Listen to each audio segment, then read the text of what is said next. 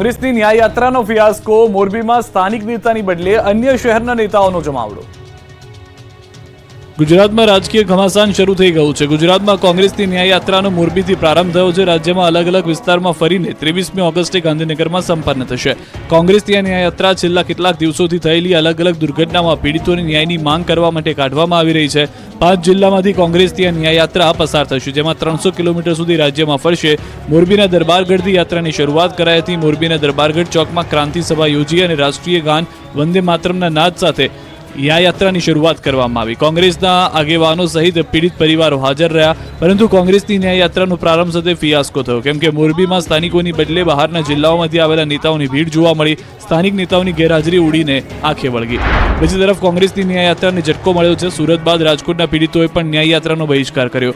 રાજકોટની ઘટનામાં પીડિત પરિવારો કોંગ્રેસની ન્યાય યાત્રામાં સામેલ નહીં થાય। પીડિત પરિવારના લોકોએ કહ્યું કે અમારે રાજકારણ નથી જોઈતું, ગુજરાત સરકારની કામગીરીથી અમે સંતુષ્ટ છીએ। અમને સ્પેશિયલ પીપી ફાળવ્યા, ફાસ્ટ ટ્રેક કોર્ટમાં કેસની માંગ સ્વીકાર્ય છે। બીજી તરફ કોંગ્રેસની ન્યાય યાત્રા પર રાજનીતિ તેજ થઈ ગઈ છે। ભાજપે પ્રહાર કરતા કહ્યું કે આ તો વળી કેવો ન્યાય, સરદાર સરોવરની ઊંચાઈ અટકાવી હતી, તો ભરત બોગરાએ કહ્યું કે રાજકીય લાભ ખટવા ન્યાય યાત્રા કાઢી। કોંગ્રેસની ન્યાય યાત્રાને લાગ્યું ગ્રહણ, સુરતના પીડિતો ન્યાય યાત્રામાં નહીં જોડાય। સુરત તક્ષશિલા અગ્નિકાંડને 5 વર્ષથી વધુ થઈ ગયા છે। અગ્નિકાંડમાં 22 જેટલા માસૂમોએ પોતાનો જીવ ગુમાવ્યો હતો। આ મૃતકોના પરિવારજનો છેલ્લા 5 વર્ષથી ન્યાય માટે તરસી રહ્યા છે, ત્યારે તેમણે હાઈકોર્ટમાં કરેલી ફાસ્ટ ટ્રેક કોર્ટમાં આ કેસને ચલાવવાની અરજી નામંજૂર કરી દેવામાં આવી છે।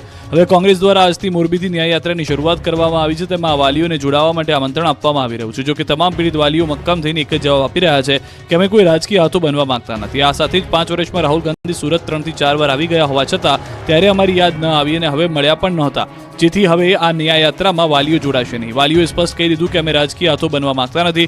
મૃતકોના વાલીઓએ કહ્યું કે કોંગ્રેસની ન્યાય યાત્રામાં જોડાવા માટે કોંગ્રેસના તમામ હોદ્દેદારો અને નેતાઓએ અમારો સંપર્ક કર્યો છે। તક્ષશિલા અગ્નિકાંડને 5 વર્ષ થયા છે અને અત્યાર સુધીમાં વિપક્ષના નેતા રાહુલ ગાંધી સુરત કોર્ટમાં 3 વાર આવીને ગયા, તો પણ અમને મળવાનો સમય નહોતો। ત્યારે વાલીઓ ઉપર ફોન આવે છે કે અમે તમને ન્યાય અપાવીએ। અમે વિપક્ષના નેતાને કહેવા માંગીએ છીએ કે અમારા બાળકોની લાશો ઉપર રાજનીતિ કરવાની બંધ કરો। 60 દિવસ બાદ રિઝલ્ટ ન મળતા વિદ્યાર્થીઓએ હલ્લાબોલ કરી MS યુનિવર્સિટી માથે લીધી।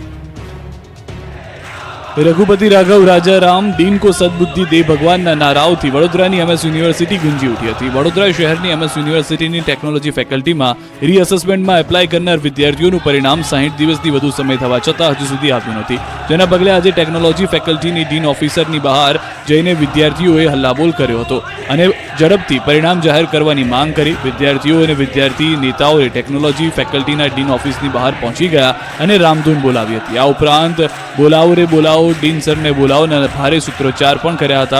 रघुपति राघव राजा राम डीन को सद्बुद्धि दे भगवानना पण नारा लगाव्या। आ उपरांत धनेश पटेलनो घेराव करीने उग्र रजूआत करी। परिणाम न आवता विद्यार्थीओ આગળના વર્ષની તેમની ઇન્ટરનલ એક્ઝામ પણ આપી શક્યા નથી। આ ઉપરાંત આ વિદ્યાર્થીઓને હોસ્ટેલમાં એડમિશન પણ મળ્યું નથી, જેથી આ વિદ્યાર્થીઓએ તેમના રિઝલ્ટ તાત્કાલિક જાહેર કરવામાં આવે તેવી માંગ કરી છે। ઝડપથી પરિણામ આપી દેવામાં આવે, નહીં તો ઉગ્ર આંદોલનની ચીમકી ઉચ્ચારી। NSUI અને વાલીઓનો અમદાવાદ DEO સામે ઉગ્ર વિરોધ। અમદાવાદ શહેરના પ્રાઇમ લોકેશન પર આવેલી માઉન્ટ કાર્મલ સ્કૂલમાં છેલ્લા ઘણા સમયથી વિવાદ ચાલી રહ્યો છે, જેમાં સ્કૂલનું સ્ટ્રક્ચર નબળું હોવાથી વિદ્યાર્થીઓને બેસવા યોગ્ય નથી। પરંતુ ગત સપ્તાહમાં ગેરી અને R&B વિભાગ દ્વારા સ્ટ્રક્ચરલ સ્ટેબિલિટીનો રિપોર્ટ રજૂ કરવામાં આવ્યો। આ રિપોર્ટમાં સ્કૂલનું બિલ્ડિંગ 89% ભયજનક હોવાનું સામે આવ્યું, જેથી આજે અમદાવાદ DEO કચેરી ખાતે NSUI અને વાલી મંડળ દ્વારા વિરોધ કરવામાં આવ્યો, જેમાં આ રિપોર્ટ ફરીથી કરવામાં આવે તેવી માંગ કરવામાં આવી હતી।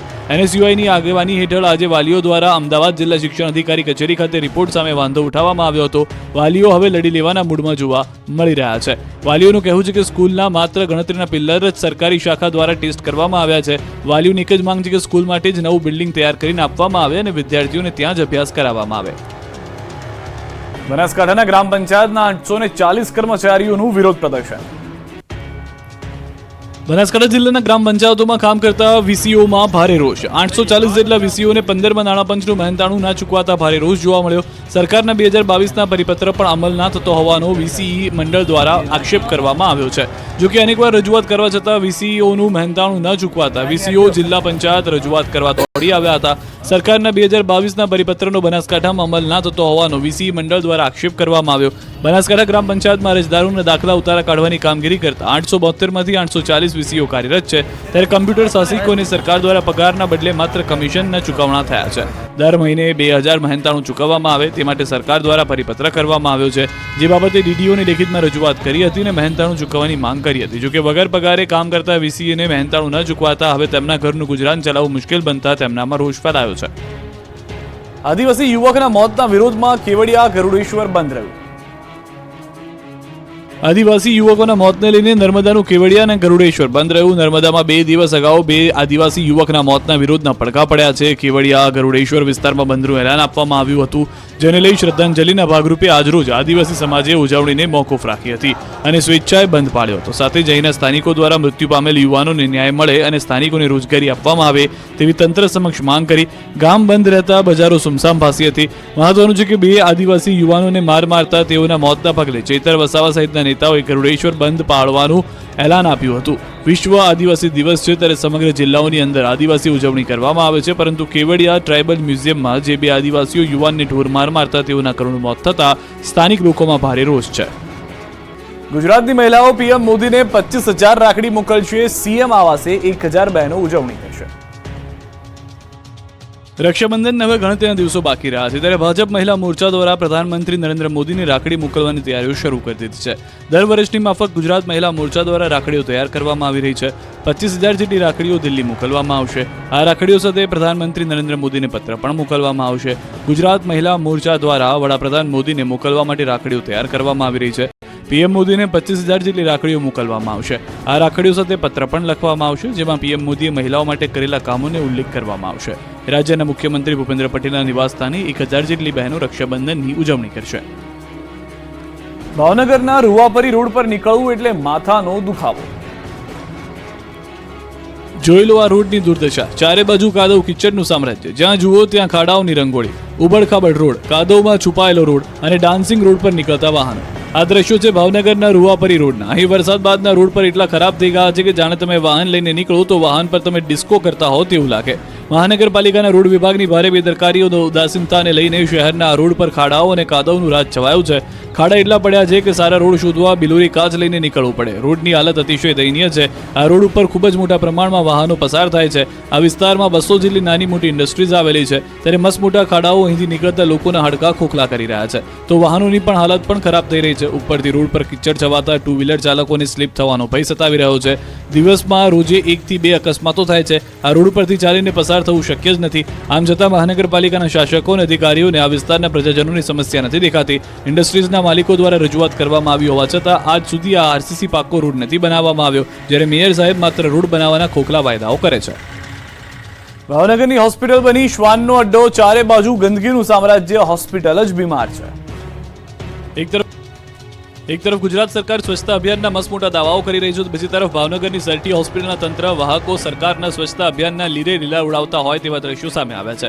ભાવનગરની સરટી હોસ્પિટલ ગંદકીની હોસ્પિટલ બની ગઈ છે. જ્યાં જુઓ ત્યાં ગંદકી અને કચરાના ઢગલાઓ જોવા મળી રહ્યા છે. છેલ્લા 1 વર્ષથી સરટી હોસ્પિટલના ઈએનટી વિભાગથી લઈ સરટી હોસ્પિટલની મોટાભાગની જગ્યાઓમાં સ્વચ્છતાનો અભાવ જોવા મળી રહ્યો છે. હોસ્પિટલમાં બિલ્ડિંગના બહારના ભાગમાં ઝાડ ઉગી નીકળ્યા છે, તો દર્દીની સાથે આવેલ વ્યક્તિઓએ બેસવા અને જમવા માટેની જગ્યાએ શ્વાને અડ્ડો બનાવ્યો છે. હોસ્પિટલમાં સારવાર અર્થે આવતા દર્દીઓને માટે વ્હીલચેર, ખાટલા, સ્ટ્રેચર, આટલા સહિતના અન્ય વસ્તુઓનો ભંગાર હાલતમાં જોવા મળી રહી છે. સરકારી હોસ્પિટલ બીમાર હોવાથી દર્દીઓ સાજા થવાને બદલે વધારે માંદગીમાં સપડાઈ રહ્યા છે. તંત્રએ પણ સ્વીકાર્યું કે હોસ્પિટલમાં સફાઈ નથી થઈ. આ પ્રશ્ને સામાજિક કાર્યકરો દ્વારા વારંવાર રજૂઆત કરવા છતાં હોસ્પિટલ તંત્રના પેટનું પાણી હલતું નથી. તંત્રના પાપે અમરેલીના દેવળકી ગામનું પશુ દવાખાનું દારૂડિયાઓનો અડ્ડો બન્યું. ચારે બાજુ જંગલથી ઢંકાયેલું જર્જરિત મકાન, ખોખલી થઈ ગયેલી દિવાલો, સડી ગયેલી બારી, અસ્તવ્યસ્ત શૌચાલય, અંદર કચરાના ઢગલા. કોઈ ભૂતિયા મકાન જેવું લાગતું આ બિલ્ડિંગ છે પશુઓનું દવાખાનું. જી હા, અમરેલી જિલ્લાના વડિયા તાલુકાના દેવળકી ગામનું પશુ દવાખાનું દારૂડિયાઓનું બહાર બની ગયું છે. દારૂડિયાઓનો અડ્ડો બની ગયું છે. ગ્રામજનોની વાત સાંભળીને ગામમાં પશુ દવાખાનું તો બનાવી લીધું. 2017માં બનેલું પશુ દવાખાનું આજની તારીખે કાર્યરત ન થતા દવાખાનું ખંડેર બની ગયું છે. પશુઓનું નહીં પરંતુ અસામાજિક તત્વોનો અડ્ડો બની ગયું છે. દવાખાનું બનાવી સરકાર ભૂલી જ ગઈ હોય તેમ અહીં પશુઓની સારવાર માટે કોઈ ડોક્ટર વર્કરની કે સ્ટાફની નિમણૂક જ કરી નહીં. લાખો રૂપિયાના ખર્ચે મકાન તો બનાવી લીધું, પછી તેની જાળવણી ન કરવામાં આવતા દવાખાને ફરતે ઝાડ ઉગી નીકળ્યા છે. અંદર કચરાનું સામ્રાજ્ય છે. હવે આ દવાખાનું રેડિયાળ પશુઓનો અને અસામાજિક તત્વોનો અડ્ડો બન્યું છે. જ્યારે ગામના પશુઓ બીમાર પડે છે ત્યારે અન્ય ગામમાં સારવાર માટે લઈ જવા પડે છે, ત્યારે તંત્રની આ ઘોર બેદરકારીથી પ્રજાના રૂપિયા સરકારે કરેલો ખર્ચ આજે ધૂળધાણી થઈ રહ્યો છે. ગુજરાત પોલીસે એક અઠવાડિયામાં 836 કરોડનું ડ્રગ્સ પકડ્યું. ગુજરાત ઉડતા પંજાબ બની ગયું છે. ગુજરાતનો દરિયો ડ્રગ્સનો જરિયો બની ગયો છે. ત્યારે ડ્રગ્સની બદીઓને ડામવા માટે રાજ્ય સરકાર એક્શનમાં આવી ગઈ છે. ડ્રગ્સ માફિયાઓને પકડવા માટે ગુજરાત સરકારે અભિયાન જ નહીં, જંગ છેડી છે. છેલ્લા એક અઠવાડિયામાં એટલે કે તારીખ 1 ઓગસ્ટથી 7 ઓગસ્ટ સુધીમાં ગુજરાત પોલીસે અલગ અલગ 9 સ્થળે દરોડા પાડીને 836.36 કરોડની કિંમતનો ચરસ, ગાંજો અને ટ્રામાડોલ લિક્વિડ ટેબ્લેટ સહિતનો મુદ્દામાલ સીઝ કરી 14 આરોપીઓ સામે નાર્કોટિક્સના ગુના દાખલ કર્યા છે. નાર્કોટિઝમને પ્રોત્સાહન આપી ભારતના પડોશી દેશો પણ ભારતમાં ડ્રગ્સ ઉછાળવા અનેક પ્રયાસ કરી રહ્યા છે. ઓછી મહેનત અને ઓછા સમયમાં વધુ રૂપિયા કમાવી આપતા કેફી દ્રવ્યના કારોબારની જડમૂળથી ઉખાડી ફેંકવા ગુજરાત પોલીસ સુપર એક્ટિવ છે, જેના પરિણામે ડ્રગ્સ પકડવામાં ગુજરાત પોલીસ દેશમાં અવ્વલ છે. આ અભિયાનમાં જોડાયેલા પોલીસ અધિકારીઓ, કર્મચારીઓ અને ખબરીઓનો જુસ્સો વધારવા માટે નાર્કોટિક્સ રિવોર્ડ